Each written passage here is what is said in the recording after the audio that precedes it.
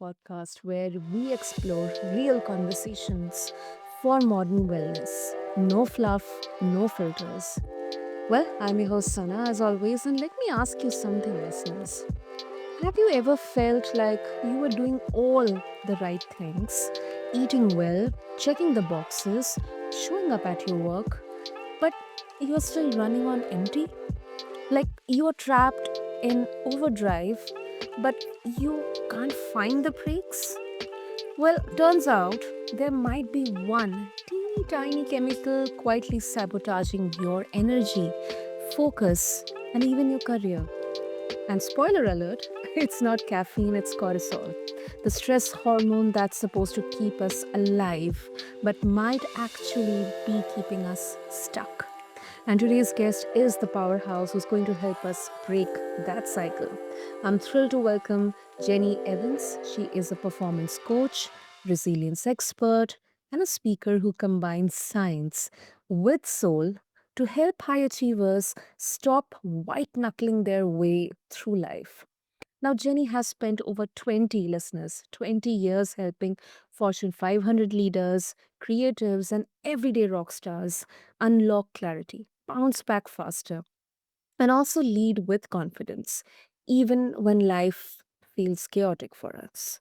So, if your nervous system feels tired, fried, or your brain can't make another decision, and you are tired of pretending that you have got it all under control, this conversation is your reset. So, with that, let's quickly dive in. So, Jenny, welcome to the show, and I'm so thrilled to have you here with us. Thank you, Sana. Me too. I'm excited to be with you and your listeners. Wonderful. Okay, so Jenny, let's start with the big one. What exactly is cortisol doing to us, and why do you say it could be wrecking our careers? Yeah. So stress isn't something that just happens in our heads. Stress actually starts as a chemical event. And it's those chemical changes that then create the negative psychological side effects that so many of us are dealing with. And one of the major chemical players is cortisol. And in and of itself, it's not a bad thing. It is part of our stress response. It's involved in every major system in our body. It is produced naturally. We do need it. The problem is when we're producing it in large amounts and we're not hitting that reset button in between stressful events so that cortisol just starts to build, and then it really starts having some negative consequences on both our body and our brain. I mean, our stress responses, while we might be really like ambitious and motivated, they were not designed to be turned on and sort of left unchecked for long periods of time. I love what you said when you just can't seem to find the brakes. That is so true. And I mean, it's really, it makes really clear that you kept such a clear perspective that yes, this is a chemical which our body needs, naturally produces, but then the problem arises when it's produced in large amounts. So you mentioned about the negative consequences. So, and this includes, not only body but also mind. So what are some of the biggest, negative consequences that we see when we have large amounts of cortisol stored within us? Yeah, I mean, it can really create a lot of career damage because cortisol, it hijacks the advanced rational part of our brain and really activates our emotional and reactive part of our brain. So what happens is cortisol really interferes with our ability to make rational, logical decisions. It interferes with memory and learning, how we prioritize things. Um, that primitive caveman brain that we all still have, which is basically the limbic system, which is very emotional, and basically your brain stem, your fight or flight response. I like to call this your sneaky Pete caveman brain, um, he takes over, and then we just become very highly emotional, really reactive. This part of our brain is also hardwired to pay more attention to problems, potential dangers, things that aren't working. It's always focused to be very negative. It's always looking out for danger. It's always going to assume the worst. So when you think about on the daily, how often our stress response is triggered, and our stress response can even be triggered from good, exciting things. But change triggers the stress response. And, the last 5, 6 years, there's been nothing but change. And so that primitive caveman brain is making a lot of business decisions. He's the primary communicator. He's in charge of our habits, our routines, our nutrition. So there is a biological reason why we do the things we do when we're stressed out, why we, start reaching for caffeine, nicotine, alcohol, junk food, why we have sleep issues. Those are all biological changes because of cortisol. Mm. Wow. Wow. I know, right? A bit overwhelming, to be honest. Yeah, that is overwhelming, and that is true. That is true because we, it's kind of has been like a trending thing that we always blame stress, but then there is a biological factor playing behind this. So, Jenny, um, in practical terms, how can someone shift from burnout to recovery? Especially if they are already deep in survival mode, and how does exactly it look like? Are there any symptoms or signs that which our body may give that okay, now you are going to get into that zone of burnout or you know chronic stress? Yeah. I mean, it's interesting because the pathway is really that we typically have acute, short bouts of stress, and often they're just coming so quickly and consistently, and we don't get recovery. We don't change the chemistry of our body and brain, which then turns into long term chronic stress, which then turns into a mental health issue. So in the beginning, symptoms of cortisol might be that you're just very emotionally reactive, you're having problems sleeping, you're having food cravings, you're having a hard time focusing.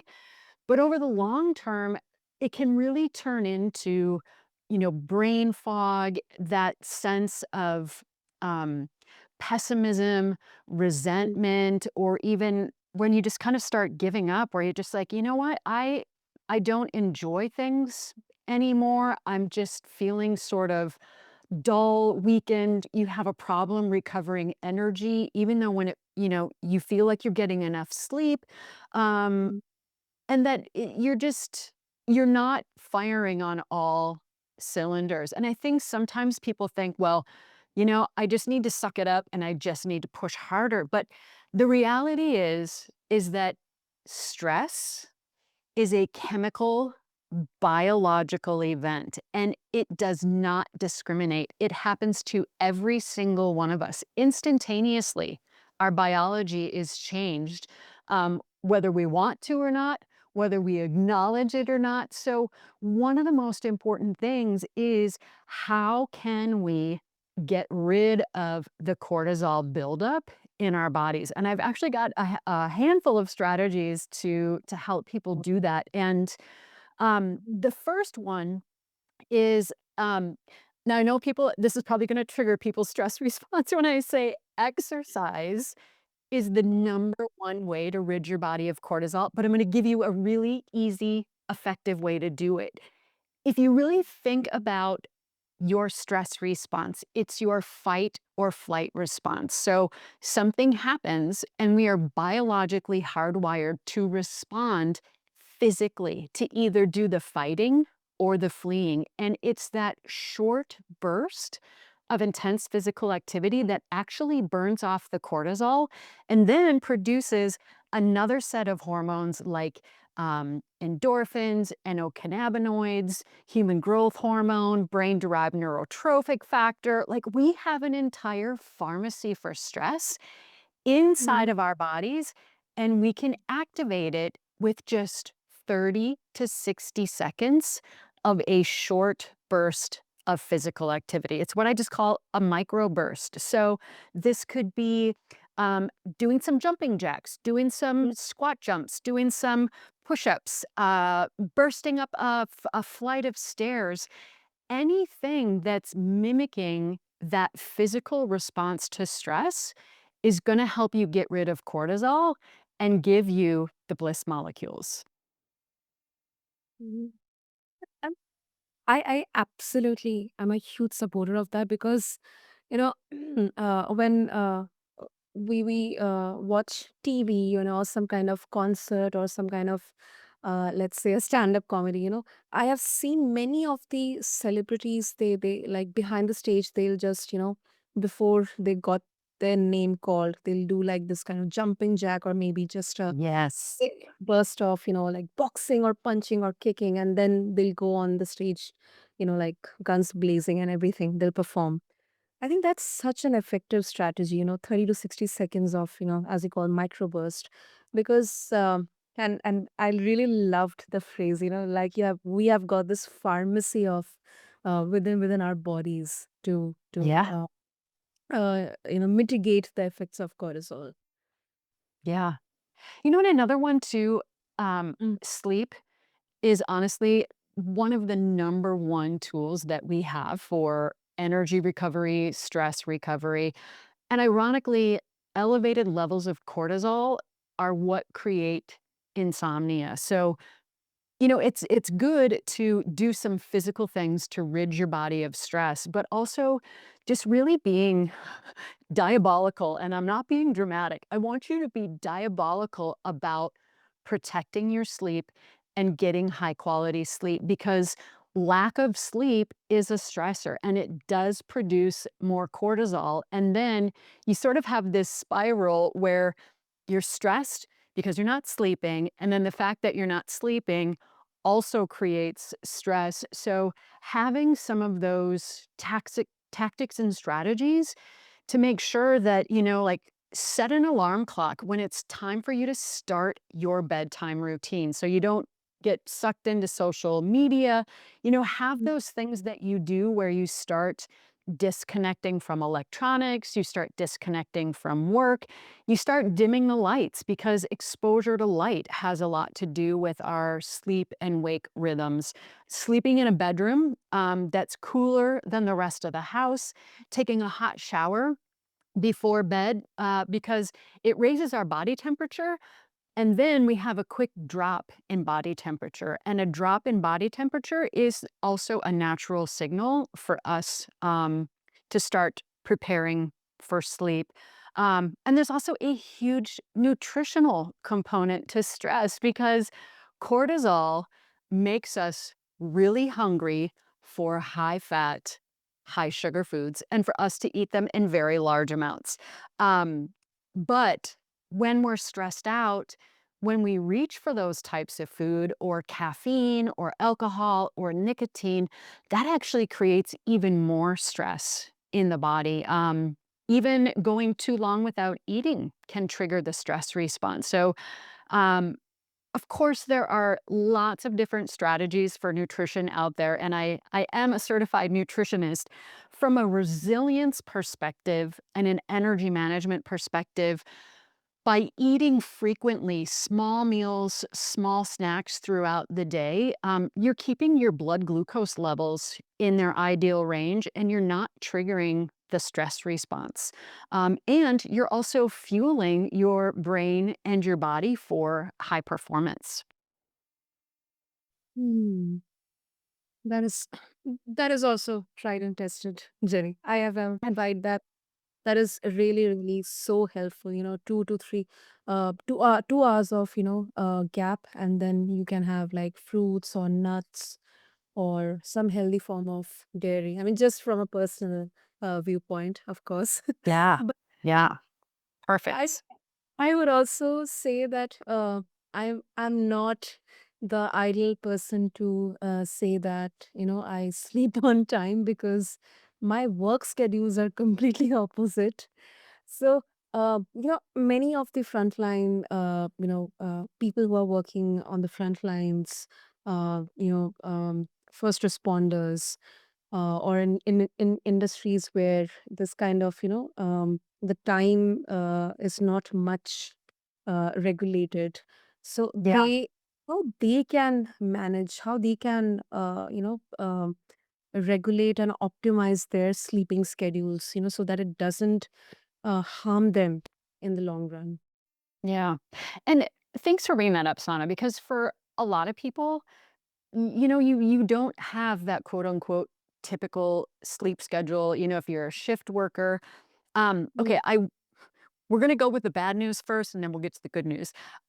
Research has shown that people who work the night shift or their sleep schedule rotates, um, that is so stressful on your body that it does decrease your longevity. However, mhm, as long Sana, before we went live, you were talking about your schedule and your routine. Even if you are going to bed really, really late, you are still getting a consistent, I think you said 6 or 7 hours a night. As long as you have a consistent routine, that is still a great thing, and people who have to do their shift switching, I would mhm, say really focus on shifting everything as quickly as you can to try to get on that new rhythm. And I know like it changes frequently. Um, but I also think that it even makes other tools for your resilience and energy even more important. Like, if there's a lot that you can't control about your sleep, then nutrition becomes even more important. Exercise and movement becomes more important. And even things like other ways to recover energy, whether it's, meditation, visualizations. And so, I mean, I think really for all of us, life is really about how do we get around the obstacles that end up popping up. And I think if we create the assumption it's not if something's going to get in our way and throw off our schedule, it's a fact of when and just what things can I control and what small things can I do. I'm a big fan of the micro because again, change triggers our stress response, even if we realize that the change is good or it's necessary. Our primitive brain just loves habit and routine and predictability. And so, trying to just minimize how much change we're putting on ourselves because the rational part of our brain understands, this change is good. I see the reasoning and the logic.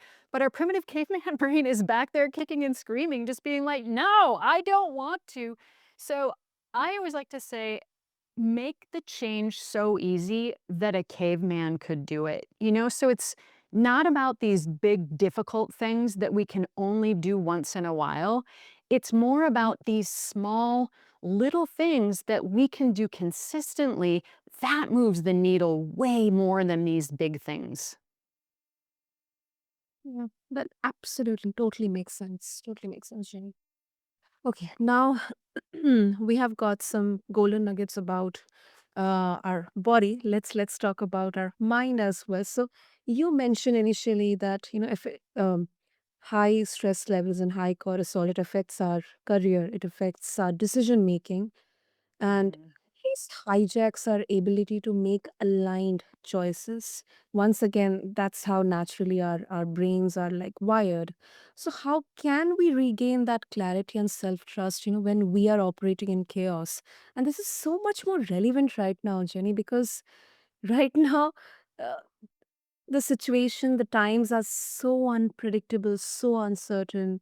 On one hand you can have global level economic downs Yeah.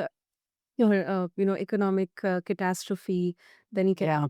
you can have biological. I mean, so many factors are here right now. So how do we, navigate through this with clarity and self-trust? Yeah. I think a great place to start is to just realize this isn't just you. It's not, and I'm not talking about you, I'm talking about us. It is not a personality flaw. It's not a personal shortcoming if you are having a hard time dealing with everything that's going on in the world right now, on top of everything that's happening in your personal life. That is your body and brain doing its job. Okay. So there's nothing wrong with you. This is your biology. And with that being said, we always have to start with the biology because Sana, if we only address stress from a cognitive perspective, it's not doing anything to get rid of the cortisol. And also in high stress situations, cortisol hijacks that advanced part of our brain. We don't even have access to stress management tools.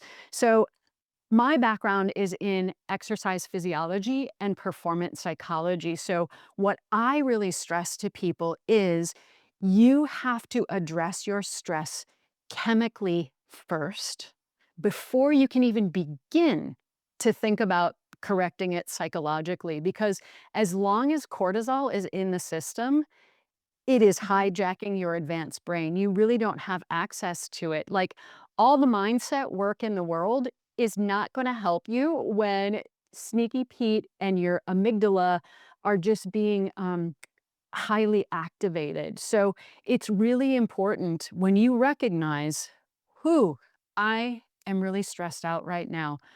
What can you do to first change your chemistry and your physiology? And then you can address things from a psychological perspective.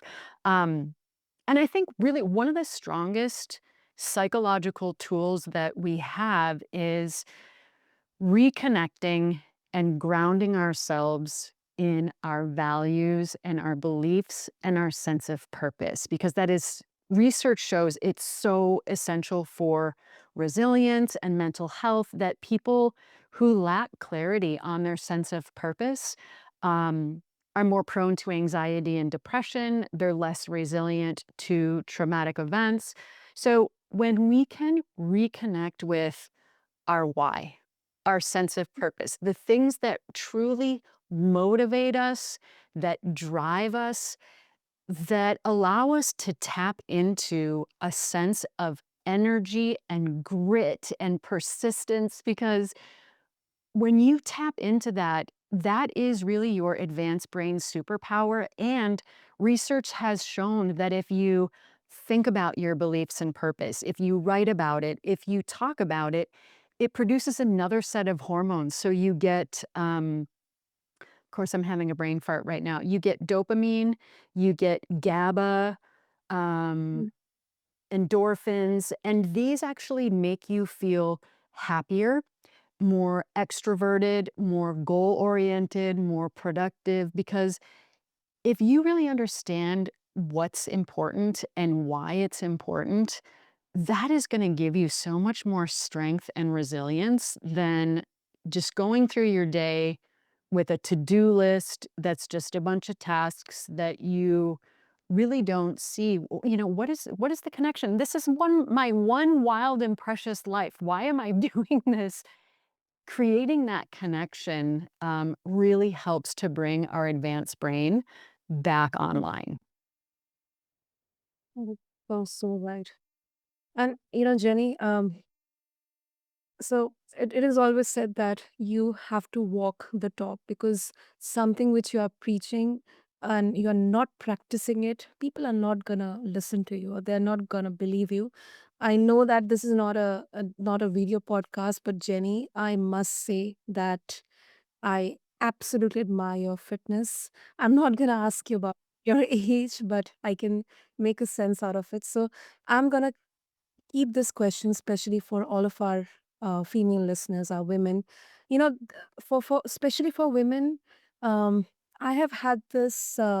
my mother, my grandmother, they told me like a few years back when I started doing workout, I was overweight in my college days, but then I lost around 25 to 30 kgs, and Oh, I wow. think I used to do weights, and I loved them. I loved dumbbells. I Mm. loved bars. Yes. I loved, all the, everything about working out. I was kind of Yep. obsessed because I do that twice in a day, with walking and running as well. So my mother used to tell me that don't put up weights. It's going to affect you internally. Something to do with your reproductive organs also. And it's kind of, maybe I don't know. But this is such a huge misconception with especially women that women shouldn't put up, they shouldn't use weights. It's not good to look very muscular and ripped or something like that. So what's your view on this? How much time do you have, Sana? Um, Women need to lift heavy things, and it's not necessarily about how you're going to look, but having a good amount of muscle mass really keeps a healthy metabolism. It allows you to process insulin and glucose more effectively. It helps keep your body fat down. It creates more energy. You have faster metabolism, and also that functionality, especially as we start to grow and age. So you asked me how old I am. I am 53 and smack dab in the middle of perimenopause, which changes your hormones. And that's when most women start to really lose muscle mass, lose bone density. And then that's when you start losing your functionality. And when you are weak, you don't have good balance, you're more likely to get injured, you're more likely to fall, and then things really go downhill. So, um, women, do not be afraid to lift heavy weights. I do wish you could see me. Sana, I cannot get muscular enough. Like, women just don't have the testosterone and the hormones to put on massive amounts of muscle. If you see a woman who has massive amounts of muscle, highly likely she's getting some chemical Excellent. hormonal help. Okay? So do not be afraid to lift heavy. There's so much science and research just about how important strength training really is for women, but for men as well. Yeah, absolutely, absolutely. And I brought this because it's more of a cultural, kind of stereotype. Yeah. Because I have seen my mother struggling with arthritis. She cannot sit bent, with her knees bent, and I really, really, I get so much, frustrated looking at that. That she just wasted her precious years for her family and never thought about herself. And this is something so many people across different countries and cultures they go through. So So true. And I think just even generationally, what we know and understand now, that's why I love being in the exercise physiology and performance psychology space because there's still so much that we don't understand about the body and brain, and we're constantly learning. But I will also say to everybody out there, I don't care how old you are, it is never too late. Biologically, scientifically, it is never too late. Your body is so adaptable. You can make changes, you can make gains in your 90s. So it's never too late to start. wonderful, Jenny.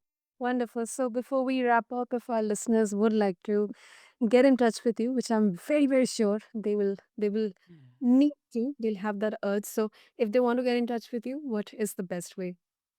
Yes. Okay. I have a free cortisol reset protocol for everybody out there of how do you rid yourself of cortisol and how can you stay sharp, lead well, and last long without burning out. So if you go to jennyevans.com/your cortisol reset, I'm going to send you this protocol that gives you fast, proven techniques to reset your stress response, sharpen your mind, and lead with the confidence that does not crack under pressure. So jennyevans.com/your cortisol reset. Wonderful. I'll make sure to have that link and all the details in the show notes. And Jenny, thank you. Thank you so much for bringing such clarity and also a little tough love, but the right information, the right guidance that we all need. And of course, what I love about your work is that, it reminds us we don't have to feel like we are barely hanging on. So thank you Mm. so much. Thank you, Sana, and thank you for the work that you do bringing important conversations and information to all of us so that we can continue to learn and grow and up level ourselves. Thank you so much for your kind words, Jenny. And to all the mindful living listeners, thank you so much for being a part of this journey. And if this conversation resonated with you, it's probably because your body is craving a reset. So give yourself that gift. Start with one small change. Choose presence over pressure. Choose clarity over chaos. And know that living well is not a luxury, it is a responsibility that we all have. So, with that, this is your host, Sana, and this has been the Mindful Living Podcast. Until next time, be kind to your nervous system and to yourself as well. Thank you.